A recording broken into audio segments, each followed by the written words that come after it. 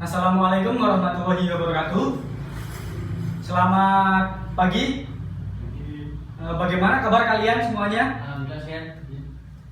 Sebelumnya Bapak memulai doa terlebih dahulu ya sebelum belajar kita dimulai.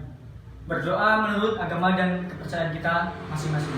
Berdoa dimulai.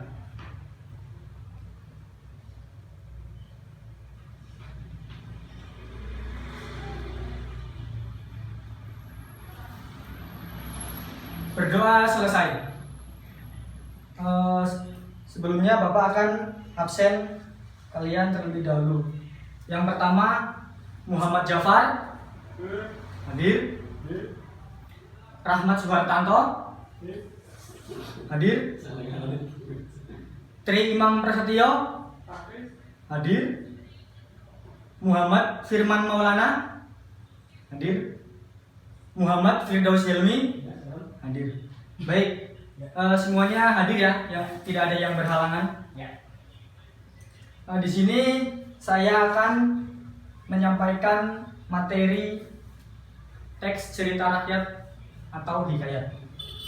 Yang pertama ada pengertian cerita rakyat. Apa itu pengertian cerita rakyat? Pengertian cerita rakyat atau hikayat memiliki banyak ragam. Salah satunya adalah hikayat.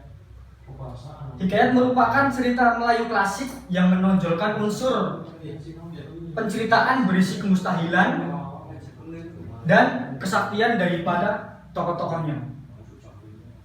Itu yang pertama, pengertian cerita rakyat.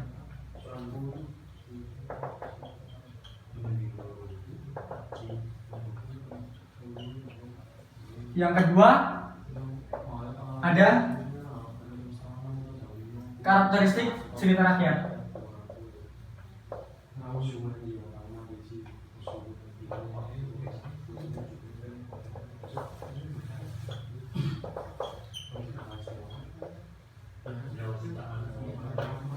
Karakteristik cerita rakyat atau hikayat merupakan sebuah teks narasi yang berbeda dengan narasi lainnya.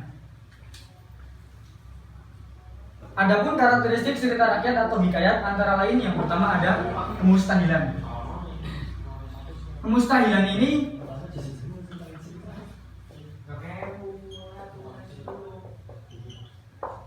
ini salah satu cerita rakyat, yaitu ada kemustahilan.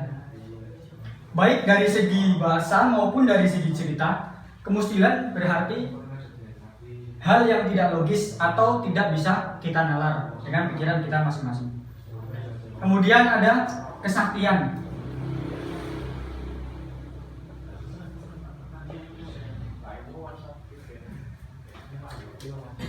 Kesaktian dalam cerita rakyat atau hikayat seringkali menceritakan tentang kesaktian yang ada pada para tokoh-tokohnya. Yang ketiga ada anonim.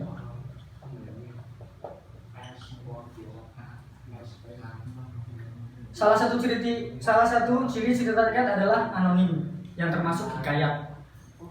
Anonim berarti tidak diketahui secara jelas nama pengarang atau hal tersebut disebabkan cerita disampaikan secara lisan.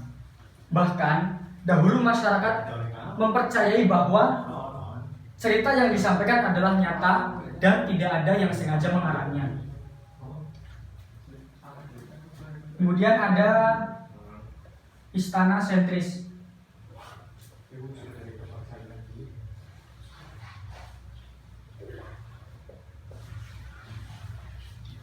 Istana sentris ini hikayat seringkali bercerita atau berlatar belakang pada kerajaan-kerajaan pada zaman dahulu. Itu adalah karakteristik cerita rakyat. Yang ketiga ada nilai-nilai. Yang ketiga ada nilai-nilai yang terkandung dalam cerita rakyat.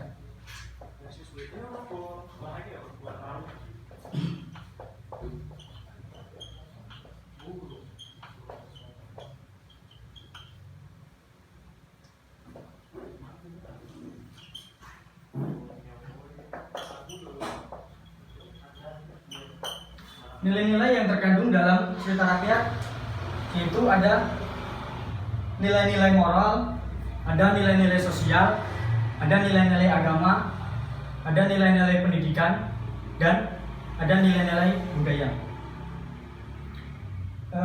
Yang keempat, di sini saya akan menceritakan cerita rakyat hikayat Raja Donan. Hikayat Raja Donan. Tersebutlah cerita raja yang terlalu besar kerajaannya. Negeri itu bernama Mandi Angin. Baginda bernama Raja Besar. Istri Baginda bernama Tuan Putri Lindungan Bulan.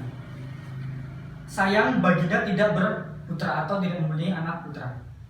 Maka mulailah Baginda bergaul, berniat memberi kepada fakir miskin. Selang beberapa lama, Putri Lindungan Bulan hamil.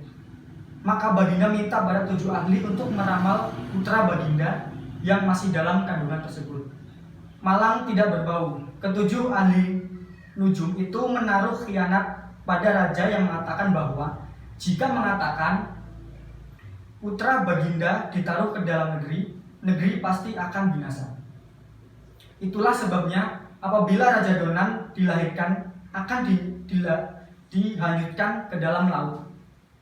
Kelahiran yang luar biasa bersama-sama dengan 9 pedang dan 9 keris tidak dapat menghilangkan rasa bimbang Baginda. Tersebutlah pula perkataan Baginda tua. Abang Baginda yang tinggal di muara sungai, bendahara seolah-olah mengetahui nasib yang menimpa anak saudaranya dan memohon kepada Tuhan supaya anak saudaranya itu terdampar ke tempatnya.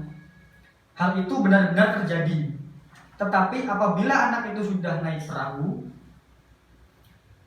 itu terhanyut ke laut pula. Setelah setahun lamanya, sampai Raja Donan sudah pandai berkata, ia masih belum bisa kembali ke tempat tinggalnya, ketinggal raja yang melahirkannya. Sampai Raja Donan sudah kembali pada suatu hari, perahu mereka berjumpa dengan angkatan laut Raja Camar yang meminta bea cukai kerajaan pada mereka. Raja Donan ingin membayar cukai, maka terjadilah peperangan. Peperangan demi peperangan terjadi. Raja Camar lalu kemudian tewas. Kemudian adik perempuannya Cik Ambong menjadi sahabat Raja Donan dan dibawa selama perjalanan ke tempat Raja Donan. Selang beberapa lama, antaranya dengan pula kapal, Raja Pertukai meminta cukai kepada mereka. Raja Donan menolak membayar cukai. Kemudian ia juga dimintai. Maka terjadilah peperangan kembali. Peperangan demi peperangan terjadi kembali. Dalam peperangan ini Raja Pertukal juga tewas. Adik perempuannya dibujuk supaya mengikuti pengembaraan bersama-sama. Sekian dari cerita rakyat Raja Donan. Saya kira materi yang saya sampaikan dapat dipahami, ya. Kemudian apa ada yang kurang paham bisa ditanyakan, atau Bapak akan melanjutkan di sini Bapak membawa media pembelajaran cerita rakyat. Ini adalah papan cerita rakyat. Di sini nanti Bapak akan membentuk 3 kelompok. Nanti masing-masing dari kelompok kalian akan menyusun kata dan akan terbentuk menjadi judul cerita rakyat. Misal dari kelompok kalian akan mendapat judul Candi Borobudur. Kemudian kelompok kalian nanti akan membuat materi atau menyusun cerita dan membuat materi. Kemudian kalian akan mempresentasikan ke depan.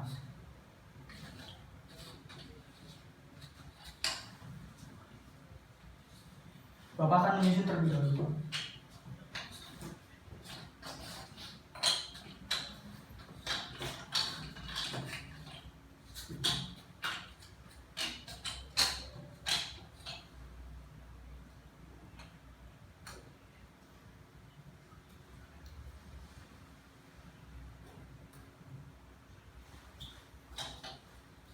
Ditunggu ya sebentar ya.